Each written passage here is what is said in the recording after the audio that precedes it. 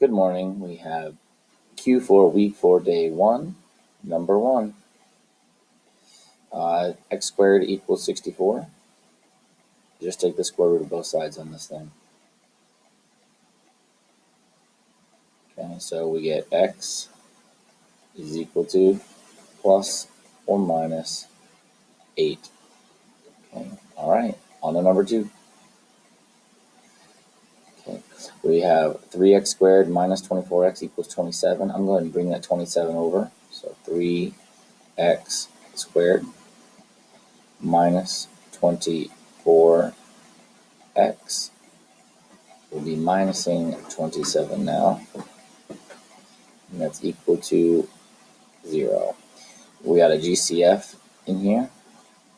Okay, just remember, always pull that GCF out. This factoring hopefully is super easy for you guys now. We did a lot of it before we had left school. And so negative 8x and minus 9 equals 0. This is factorable right here. Luckily, if not, we'd be doing the quadratic equation. So we're going to get x, and we're going to get x, and we're going to get either 3 times 3 or 9 times 1. Well, 9 and 1 work together here to make 8, so 9 and 1 have to be subtracted, so it's going to be a negative 9 with a positive 8. Okay. So then our x values will be whatever they equal 0. So 3 equals 0. No, it's not a solution. And then so set this equal to 0 and set this equal to 0. So we're going to get 9 and we're going to get negative 1. 9 and negative 1 are your possibilities for that one. Okay. On to number 3. All right, so over here in number 3, we have 6x squared plus 5. All we're doing is rearranging it. It's already in order. There just happens to be 0 x's. So we get an a value of 6. We get a b value of 0 because there's 0 x's there. And we get a c value of 5. Okay. All right, continuing on to number 4. Try to keep this short and sweet because at least it's pretty easy here at the beginning. We're going in vertex form, probably the hardest one of the week. All you got to do is complete the square first. And I'm going to show you my little trick that I figured out. Some of you already probably figured it out. When you go to complete that square, you normally add that additional value on to both sides. Okay, so in the case of this particular problem, I'm going to just put this, because this is going to be my perfect square. So I'm going to make room for the c value right here. And just kind of set that 145 off to the side here. All right, now I'm going to go ahead and figure out what c value that takes. So it's half of this squared. So c is equal to half of 24. And a lot of you just do that in your head. So 12 squared. It's just when that gets ugly, you don't want to get too crazy there. So 144. Okay. So we're going to be adding a 144 in here. You also should add that 144 over here. So you would have f of x plus 144. But then we're just going to have to move that 144 back over here anyways. So there's a little bit of a shortcut. If you understand it, do it. If not, take the extra step. It took me a while to wrap it around my brain for some reason. All right, so we're going to be putting 144 in here.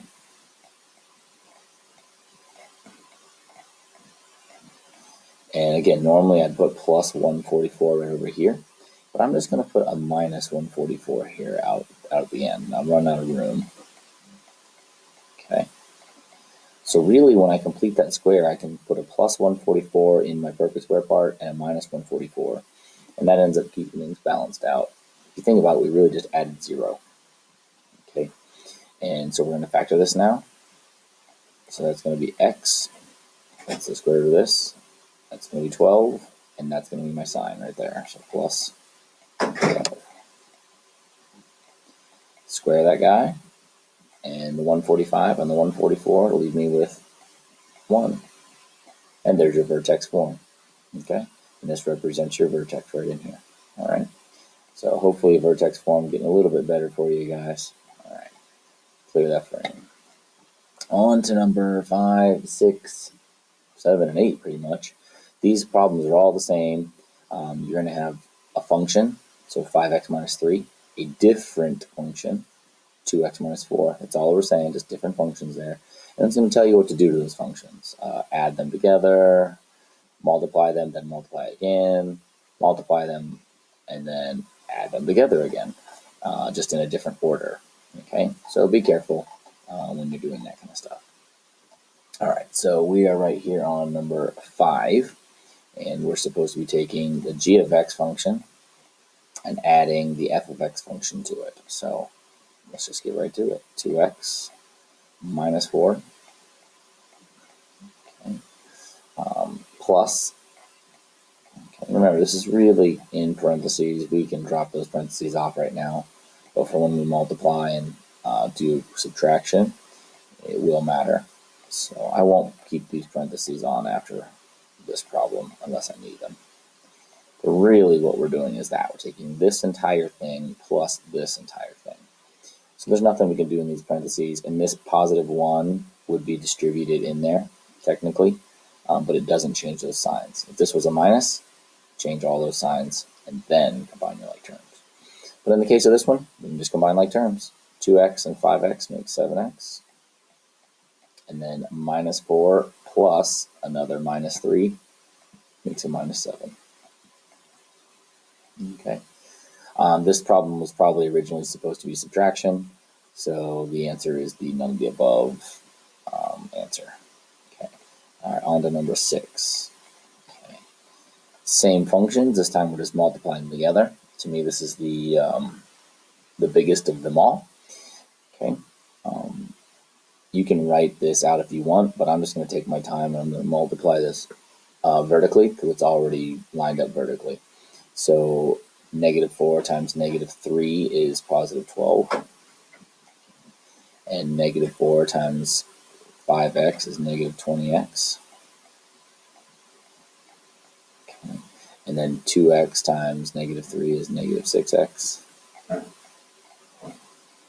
And 2x times 5x is 10x squared.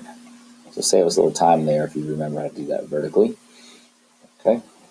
And then all of this gets multiplied by 6. I'm going to go ahead and combine like terms, rearrange it first before I multiply. You're more than welcome to not do that if you want. But, all right, so we got that term organized. These two come together for negative 26 x's. And this positive 12.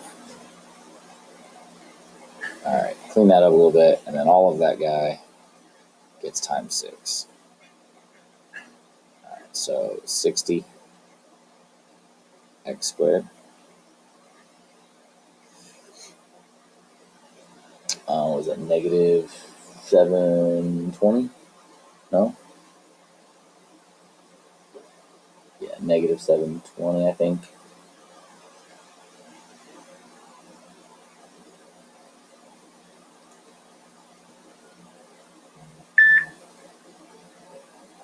Oh, where did I do this sign at or something?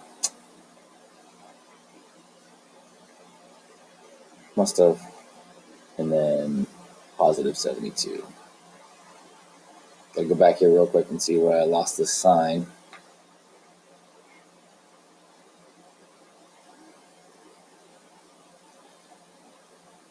Let's see. Positive 12, negative 20, 6. Well, I must not have lost the sign. I must have just screwed it up twice in the other problem. Well, I'm going to go with that one's right and that there's no answers over here right now. So think I lost a sign. Let me check my other work again, see if I lost a sign there or not. Yeah. So you guys just go ahead and pick the bottom one right here if you want your credit, but I lost my sign in my examples. All right, so let's continue on then. And I'm going to take that. Now we're just multiplying the first things together here. So I'm actually just going to take the previous answer, the one that I just deleted, and I'm going to answer it right here. Okay, it's this b 10x squared minus 26x plus 12. Okay, so that's going to be the answer for that. Number 7. No work there. And number 8 then. All right. You're adding them again. They're already stacked. No sign changes. So 5x and 2x makes 7x. And -3 and -4 make -7. So there you have it. Pretty much that stuff throughout the week. Again, if you have any questions throughout the week, let me know. Talk to you later. Have a good one.